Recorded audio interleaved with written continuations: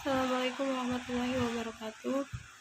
Perkenalkan, nama saya Weni Wulandari, NIM 482012108115. Di sini saya akan mempresentasikan tugas ujian tengah semester teori farmasetika. Materinya yaitu sediaan galenika. Sediaan galenika. Ilmu galenika adalah sebuah ilmu yang memuat tentang cara pembuatan sediaan atau preparat obat dengan cara sederhana dari tumbuhan dan hewan, bahan alami atau tumbuhan, hewan, mineral yang digunakan dalam pembuatan obat dan belum mengalami proses perubahan khusus kecuali pengaringan, dinamakan simplisia.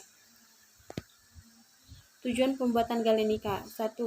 Memisahkan kandungan simplisia dari bagian yang tidak berguna. 2. Membuat sebuah sediaan yang sederhana dan mudah untuk dipakai. 3. Obat yang berkhasiat yang terkandung pada sediaan dapat stabil pada penyimpanan yang lama.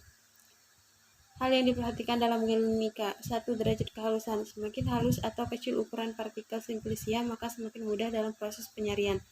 Akan tetapi, jika ukuran partikel semakin diperhalus, maka dapat mempersulit dalam proses memisahkan zat berkhasiat dengan ampas simplisia. 2. Temperatur, suhu, dan lamanya waktu.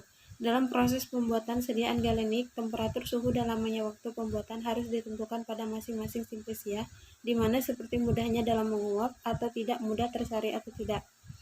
3. Konsentrasi kepekatan. Konsentrasi dapat mempengaruhi kepekatan tiap macam-macam simplisia, sehingga sebelum membuat sediaan galenik harus menentukan konsentrasinya terlebih dahulu.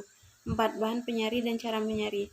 Bahan penyari dan cara menyari juga dapat mempengaruhi kualitas sediaan galenik yang dihasilkan, sehingga harus disesuaikan dengan sifat kelarutan dan daya serap bahan penyari. Cara pembuatan sediaan galenika.